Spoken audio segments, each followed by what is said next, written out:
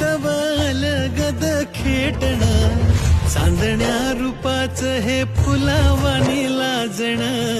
गालावर खळीत ह्या जीवाचं हे टांगण अपसुक भटावर फुललं या गाणं कुजबुज पाखरांची झिंगलं या रान